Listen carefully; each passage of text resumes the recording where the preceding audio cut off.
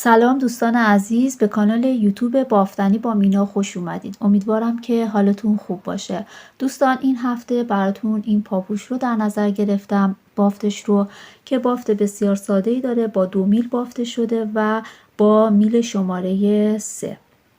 کلف رو هم براتون توضیح دادم که چه مارکی هستش. دوستان مارک کلافی که بافتم اینه که شما میتونید از کلاف‌های دیگه هم استفاده بکنید.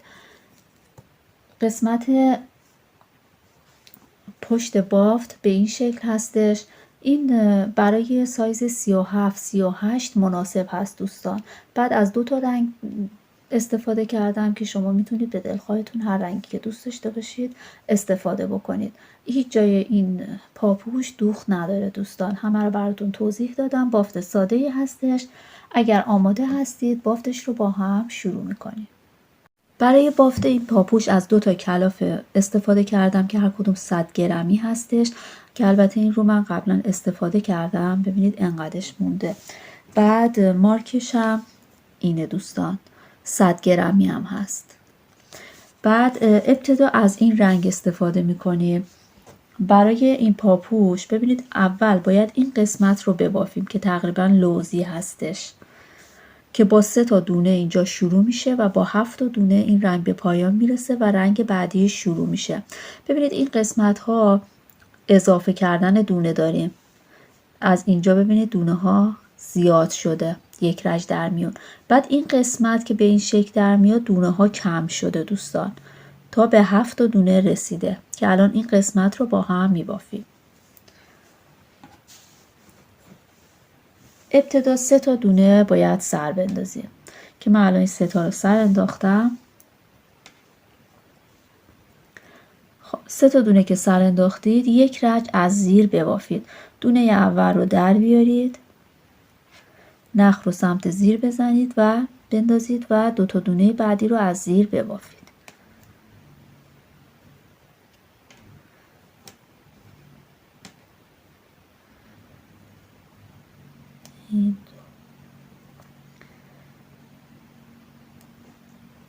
خب پس یک رج دونه ها رو از زیر بافتم.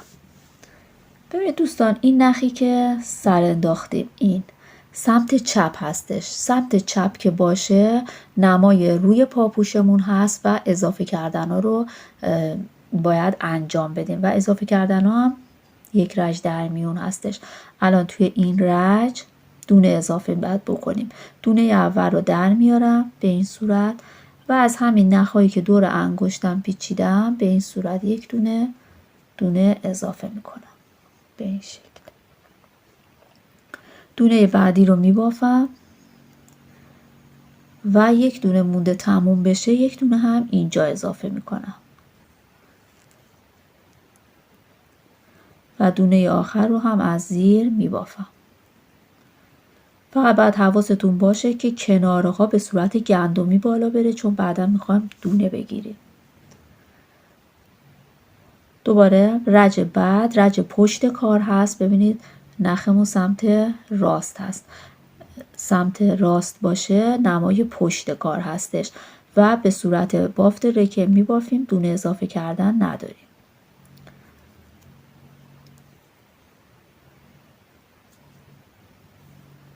اینا رو از زیر میبافم.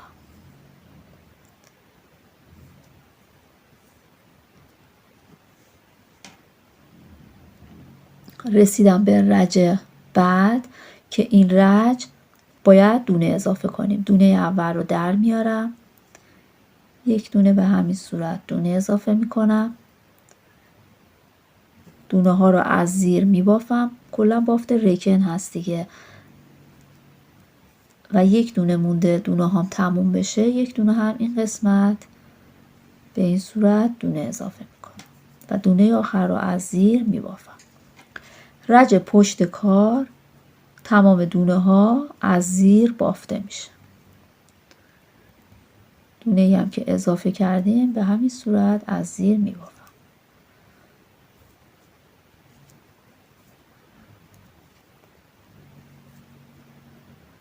یعنی یک رج در میون باید دونه اضافه کنیم دوستان.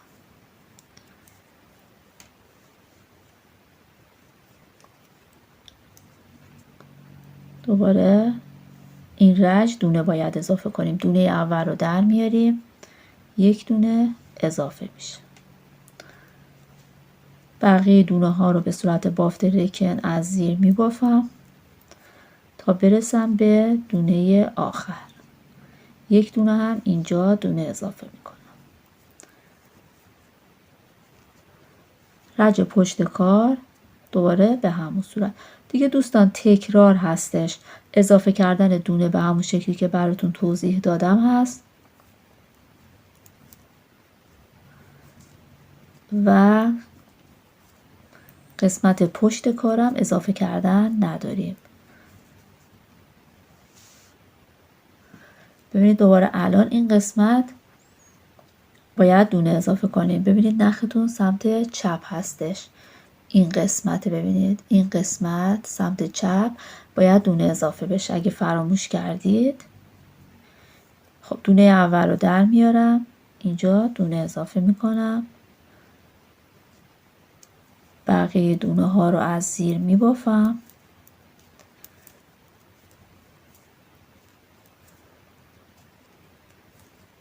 قسمت هم یک دونه اضافه میکنم و دونه آخر رو از زیر میبافم. ببینید این قسمت ها باید به صورت گندمی شکلی در بیاد. هم این قسمت هم این قسمت. الان این اضافه کردناتون رو انجام بدید تا دونه هاتون برسه به 27 تا دونه. دوستان زیاد کردن ها رو انجام دادم، بافتمون به این شکل در اومده و الان دونه هامون رسیده به 27 تا دونه و این قسمت هم نخمون ببینید سمت چپ هستش و الان باید کم کردن ها رو انجام بدیم. من این رو براتون سانت میزنم که اگر برای شما انقدر نبود بیشتر ببافید دوستان، یعنی بیشتر دونه اضافه کنید. تقریبا 10 سانتی متر، 10.5 سانت شده. اگر برای شما هم همین قد هستش کافی هستش، ولی اگر کمتر از این هستش باز هم اضافه کردناتون رو انجام بدید 29 تا مثلا بشه و بعد کم کردن رو انجام بدید. برای کم کردن ببینید دونه اول رو در بیارید، این دو تا دونه بعدی رو با هم یکی کنید به همین صورت. این رو هم باید کم کردن رو هم موقعی که نختون سمت چپ هست انجام بدید و یک رج در میون هست. بعد بافت رکن رو انجام بدید، ببافید تا برسید به 3 تا دونه آخر که اونجا هم باید دونه ها رو کم کنید.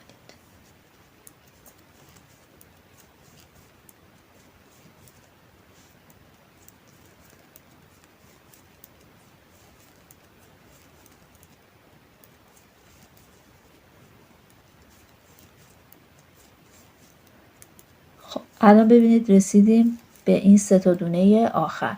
این 2 تا دونه رو با هم دیگه از زیر کور بکنید و دونه آخر رو از زیر ببافید. رج پشت کار تمام دونه ها رو به صورت بافت رکن ببافید. دونه اول رو در بیارید، نختون رو اون سمت بندازید و کل دونه ها رو از زیر ببافید.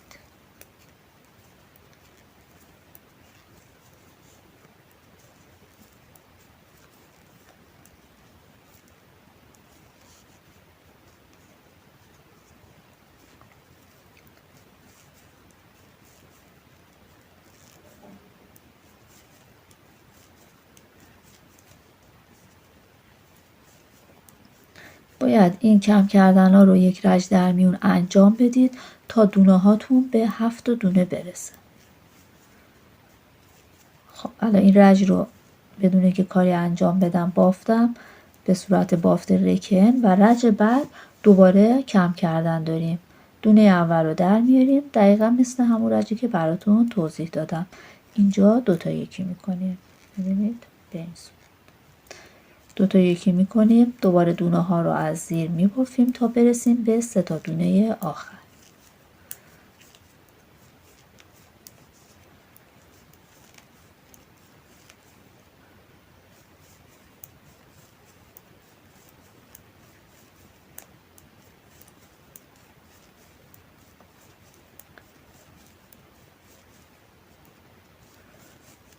الان رسیدیم به 3 تا دونه آخر. اینجا هم یه 2 تا یکی انجام میدیم. دوباره رج پشت کار، دونه ها بدون تغییر از زیر بافته میشه. فقط حواستون باشه که اینا به صورت گندمی بیفته دوستان. نختون رو به این شکل نذارید برجستگی داشته باشه. نخ رو به این سمت بیارید، دونه اول رو در بیارید، نخ رو بندازید زیر و دونه ها رو از زیر ببافید. الان این رج پشت کار هست، دونه ها همه از زیر بافته میشه. رج بعد دوباره کم کردن داریم سمت چپ و سمت راست. این کارا رو انجام بدید تا دونه هاتون برسه به 7 دونه. الان دونه هامون رو کم کردم. ببینید الان 7 دونه روی میل هست. 2 4 5 6 7. و ببینید الان این نخم که اینجا سر انداخته بودم هم سمت راست، سمت چپ هست دوستان. یعنی من آخرین رج رو که همه دونه ها از زیر بود رو هم بافتم و الان باید این نخ رو اضافه بکنم. برای اینکه اینجا بهتر بیفته این دونه آخر رو بشکافید، بعد این نخ رو زیر بندازید، این دونه رو با این رنگ ببافید به این صورت. بعد این قسمت ها هم از زیر هست بافته میشه. قسمت رو یه گره بزنید.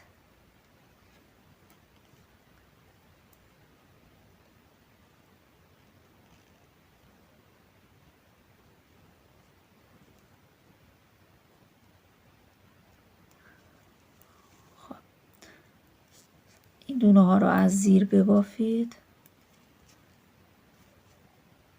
به این شکل.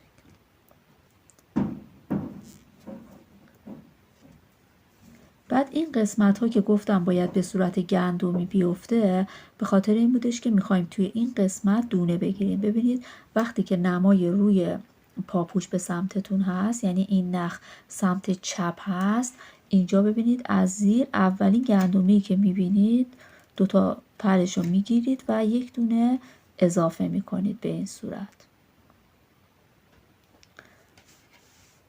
بعد دونه اول رو در میارید. رج بعد رج پشت کار هستش و دونه ها رو از زیر میبافید.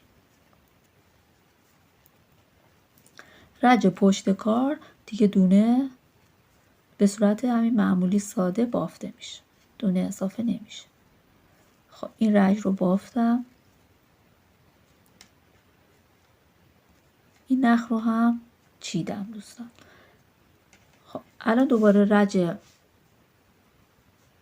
بعد هستیم. اینجا هم باید ببینید دونه اضافه بکنیم. میایم از همین گندمی که میبینیم این قسمت، ببینید اولین گندمی که دیدید اینجا یک دونه به این شکل اضافه میکنید. نخ رو بندازید زیر، یک دونه به این شکل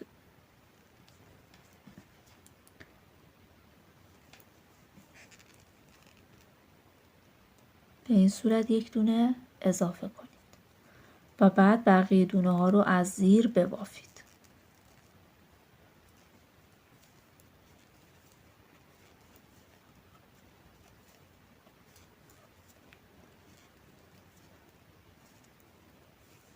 خب الان این قسمت هم یک دونه باید از این گندمی که اینجا هست، ببینید این قسمت یک دونه هم اینجا دونه بگیرید. برمیگردیم قسمت پشت کار به صورت بافت رکم بافته میشه.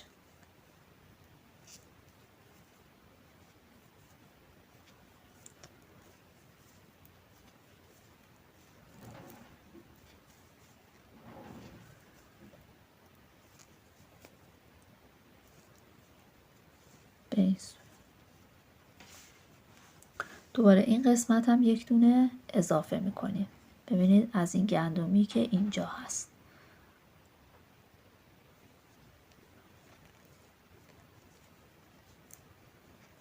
نخ رو به این صورت بگیرید و در بیارید. بقیه دونه ها از زیر بافته میشه.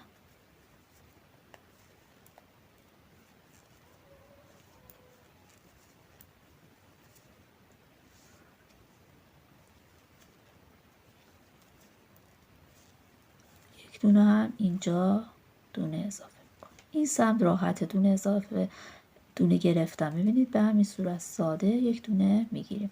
الان ببینید این قسمت داره به این شکل در میاد و الان ما این قسمت رو داریم میبافیم دوستان.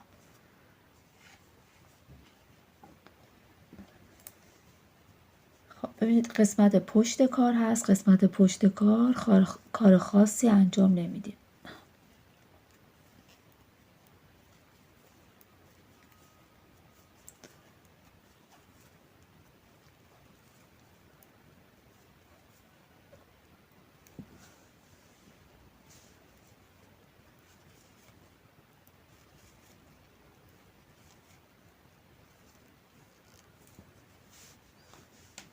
دوباره رسیدیم به رج بعد که باید دونه اضافه کنیم. ببینید از این گندمی که اینجا هست یک دونه اضافه میکنم. به این صورت سفتش میکنم. بعد دونه ها رو از زیر میبافم. دیگه تکرار هست دوستان. باید به این صورت دونه اضافه بکنیم تا برسیم به این قسمت.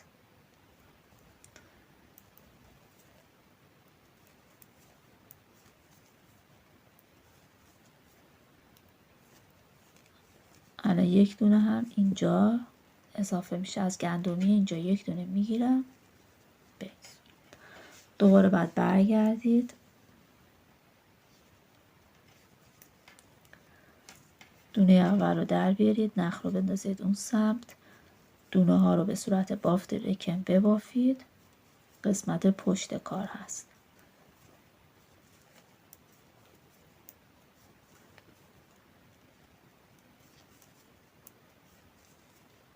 به این صورت رج بعد ببینید به این صورت یک دونه از این گندمی رو باید بگیرید و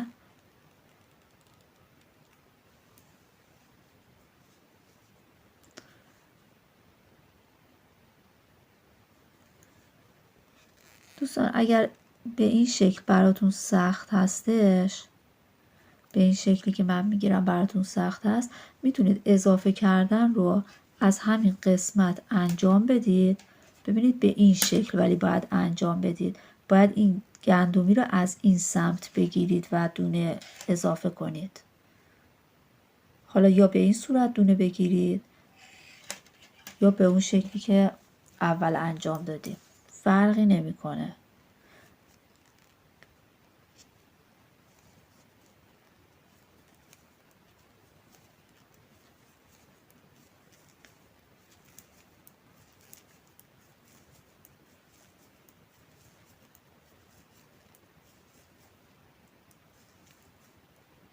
دونه آخر رو میبافم. یک دونه هم اینجا باید از این گندمی بگیرم اضافه کنم.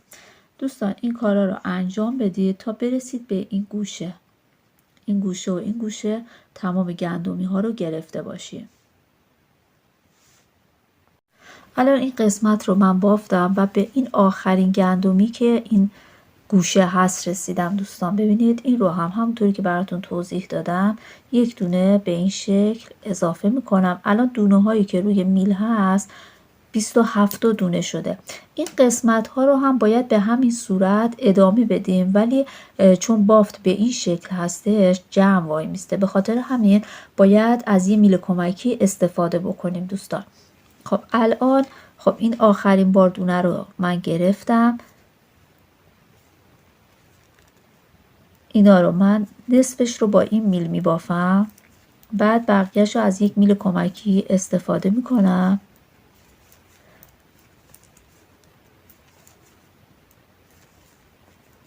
نیازی هم نیست بشمارید. همینطوری تقریبی یه مقدارش رو با این بافتم. یه تعداد دونه ها رو. بعد حالا از یه میل کمکی دیگه میتونید استفاده بکنید و بقیه اون رو ببافید. به همین صورت این رو میبافم.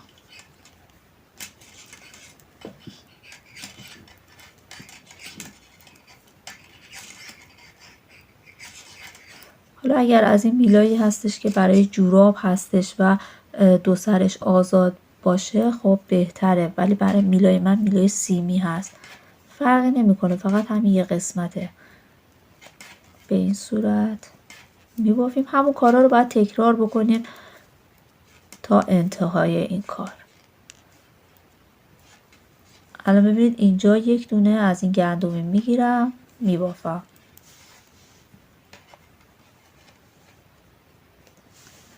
بعد خب بافتم رو ادامه میدم.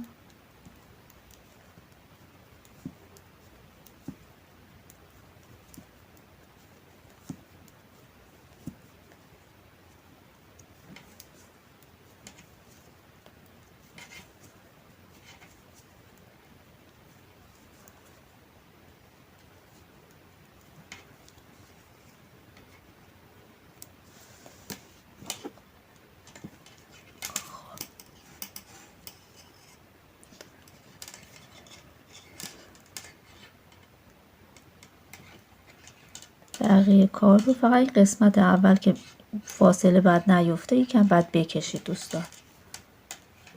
میلای من زیاد صدا میده.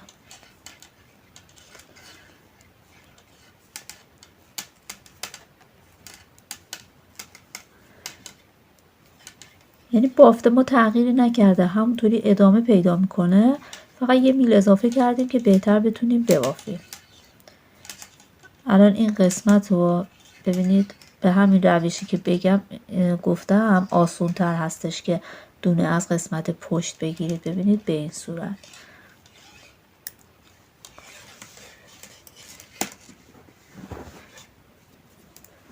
دوباره این قسمت رو با این میل میبافم.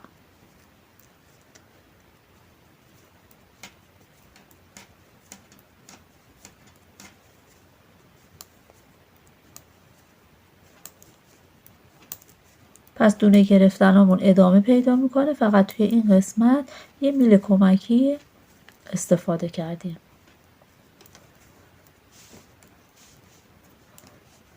اینجا رو با این میل میبافم.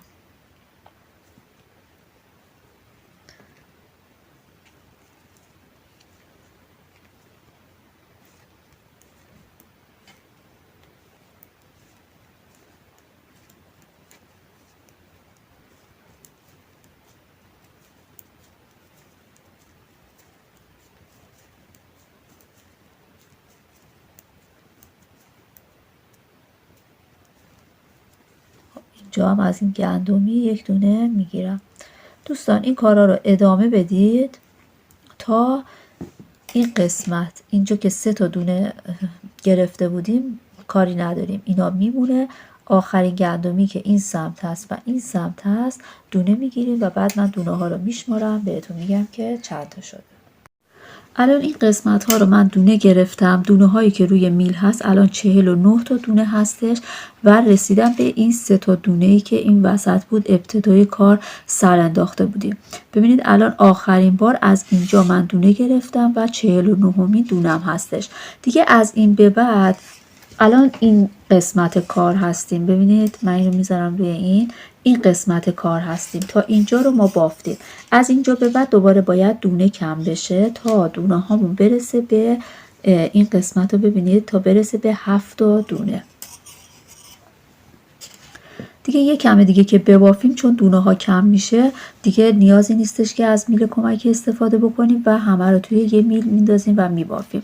الان این قسمت باید دونه کم بشه و این قسمت یک رج در میون وقتی که نمای روی پاپوش به سمت خودمون هست. الان این نمای پاپوش هستش و اینجا باید دونه کم بکنیم. دونه اول رو در میاریم به این صورت و 2 تا یکی میکنیم. یه 2 تا یکی اینجا میکنیم. بعد دوباره بافتمون رو میبافیم به صورت بافت رکن تا برسیم به 3 تا دونه آخر، یعنی این قسمت. الان من این قسمت ها رو میبافم تا برسم به این 3 تا دونه این سمت. الان به 3 تا دونه آخر رسیدیم. اینجا هم ببینید این 2 تا رو با هم کور میکنیم. 2 تا یکی میکنیم و دونه آخر رو از زیر میبافیم به این صورت. بعد قسمت پشت کار دیگه کار خاصی نباید انجام بدیم دوستان. دونه ها رو به صورت بافت رکن میبافیم. دونه اول رو در میاریم، نخ رو زیر میندازیم و کل دونه ها رو به صورت بافت رکن میبافیم. من این قسمت رو میبافم. خب اون رج رو بافتم. الان دوباره رسیدیم به این رجی که باید دونه کم بکنیم. دونه اول رو در میارم و این قسمت 2 تا 1 میکنم. ببینید به این صورت 2 تا 1 میکنم. بافتم رو از زیر میبافم تا برسم به 3 تا دونه آخر.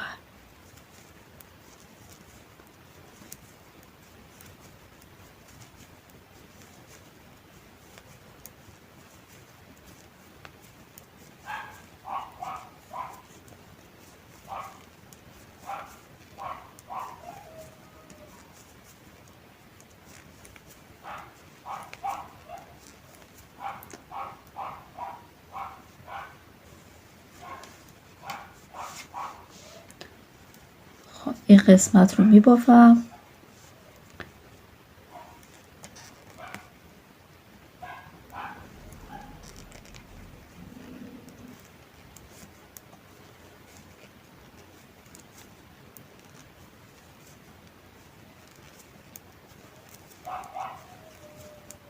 تا به 3 تا دونه آخر برسم و اونجا هم باید دونه کور بکنیم.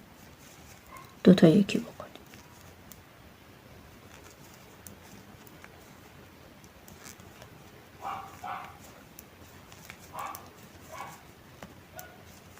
خب الان به 3 تا دونه آخر رسیدم دوستان.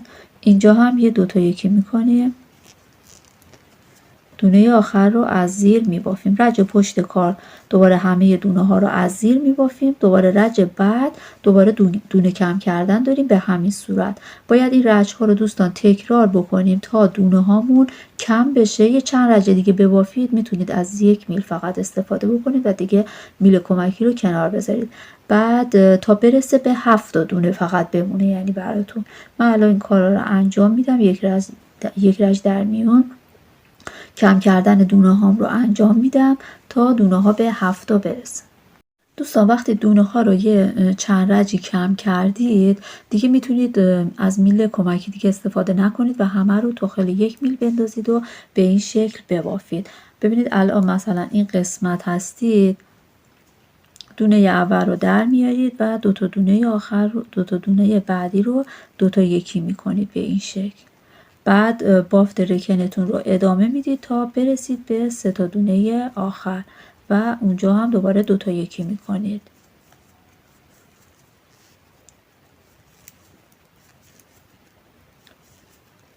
رج پشت کارم که کل دونه ها به شکل بافت رکن بافته میشه.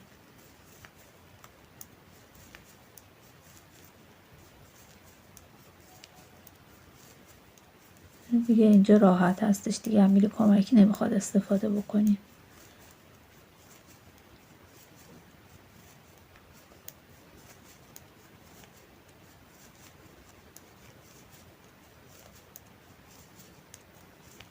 الان رسیدیم به 3 تا دونه آخر. این 2 تا دونه رو با هم از زیر 1 میکنیم و دونه آخر رو از زیر میبافیم. به همین صورت دیگه میبافیم تا 7 دونه فقط بمونه. الان ببینید 7 دونه فقط مونده. 2 4 6 7. وقتی که این 7 دونه موند الان این قسمت هستیم. ببینید الان ما این قسمت رو بافتیم، رسیدیم به این 7 دونه که این 7 دونه رو باید به این شکل ببافیم. بعد این قسمت رنگ رو باید تغییر بدیم.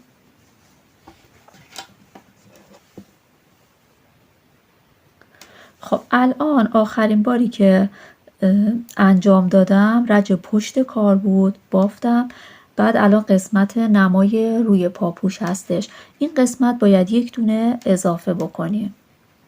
از این قسمت ها گندمی ها ببینید 1 دونه میگیریم، یا اگرم بخواید میتونید از قسمت پشت کار همونطوری که براتون توضیح دادم، ولی میل رو به این صورت بگیرید و یک دونه اضافه بکنید، یا به این صورت یا اینکه از قسمت نمای روی کار گندمی رو بگیرید، نخ رو زیر بندازید، بعد به این صورت دونه رو اضافه بکنید، فرقی نمیکنه. و بعد دونه ها رو باید از زیر ببافید.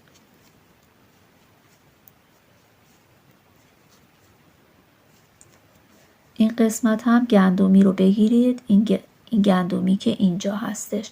ببینید الان این گندمی بالا که دونه روشه، نه، باید این پایینیه رو بگیرید به این صورت. و بعد برمیگردیم قسمت پشت کار، دونه اول رو در میاریم، بعد بقیه دونه ها از زیر بافته میشه. بافتمون کلا رکن هستش.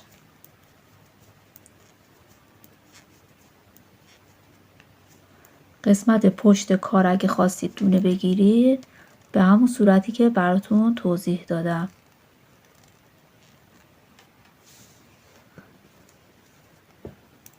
دونه اول رو در میارید،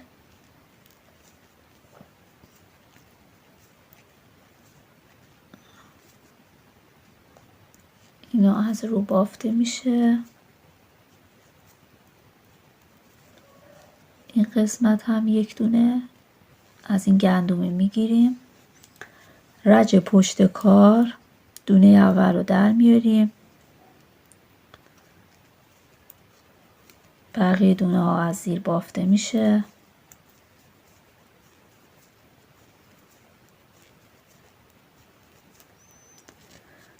پشت کار خواستید دونه بگیرید به این صورت.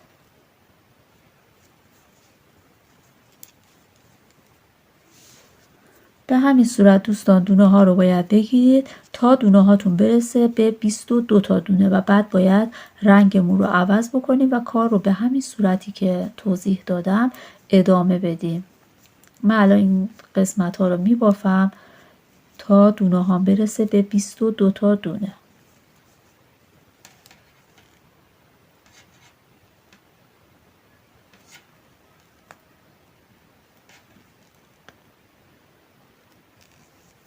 به همین صورت دونه ها رو اضافه کردن رو ادامه میدم، دونه ها برسه به 22 تا. الان دونه هامون رسیده به 21 دونه. الان من این قسمت رو میبافم، گفتیم باید به 22 تا برسه. ببینید اولین دونه رو در میارم،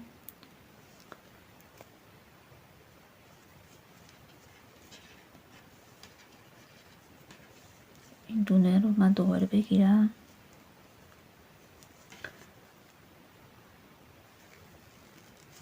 خب الان دونه هایی که روی میله گفتم 21 هستش. دونه اول رو در میارم، نخ رو اون سمت میندازم و دونه ها رو از زیر میبافم. 22مین دونه رو که میخوام بگیرم، نخم رو رنگش رو عوض میکنم، با نخ رنگ دیگه میبافم.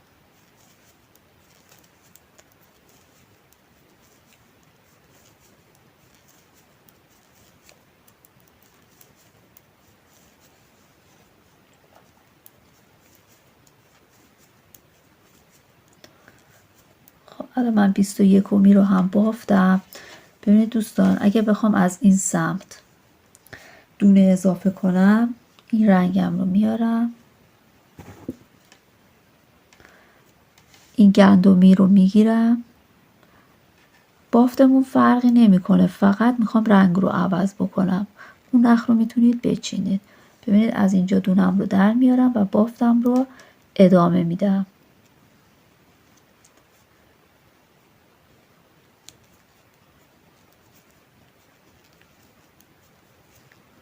اینا میتونید به هم گره بزنید.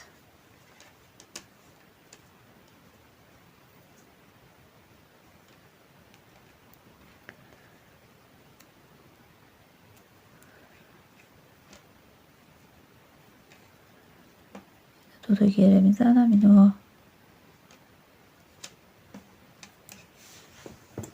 این نخ رو دیگه احتیاج نداریم، میچینیم. دیگه ادامه بافت هم دقیقا مثل همون بافت قبل هستش، فقط با این رنگ بافته میشه دیگه.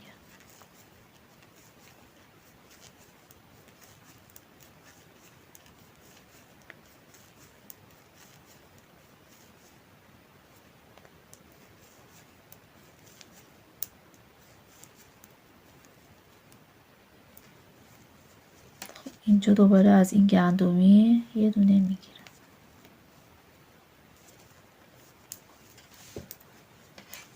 قسمت پشت کار رو دونه اول رو در میارم، از زیر میبافم.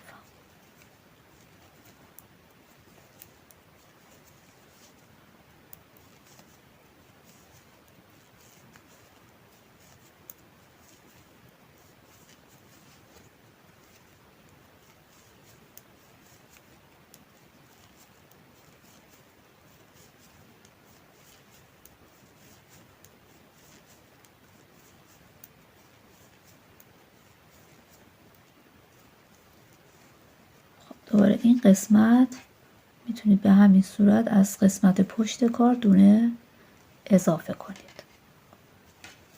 دیگه بافت به همین صورت هست دوستان. بافت رو ادامه میدیم تا کل این قسمت ها دونه گرفته میشه، برسیم به اینجا و دیگه بافت تموم میشه دوستان.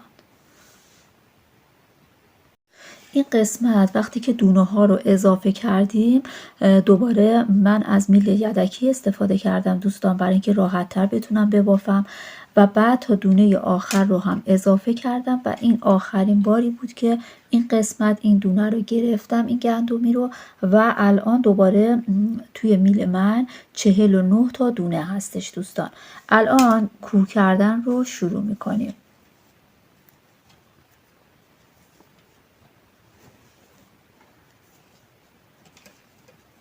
این آخرین باری که دونه اضافه کردم اینجا بود، دونه گرفتم. ببینید به همین صورت دوتا یکی بکنید.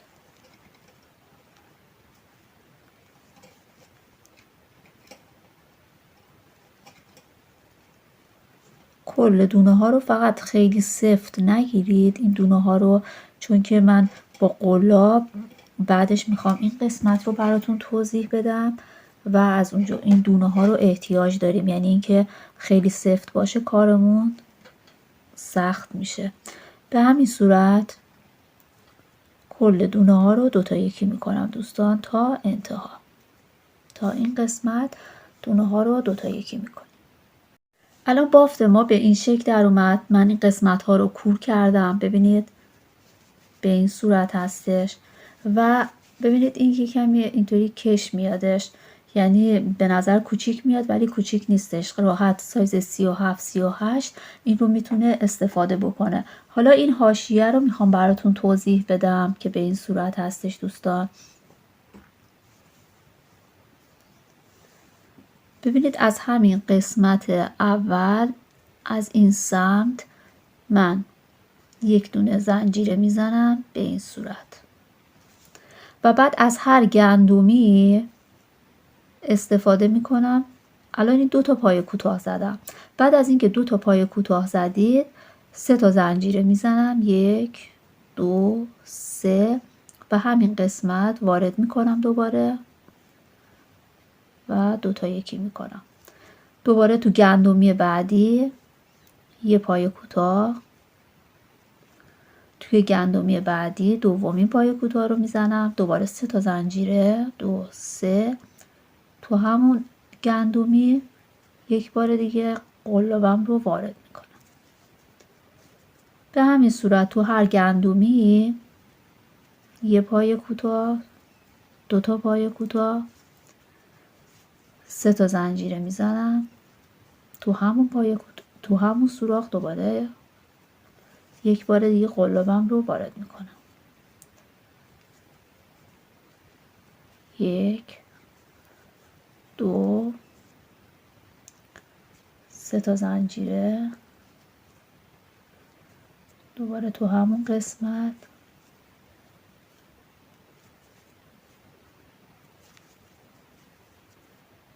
دوباره توی گندمی بعدی یه پای کوتاه، دومین پای کوتاه 1 2 3 تا زنجیره و تو همون سوراخ یک بار دیگه این کار رو انجام میدم.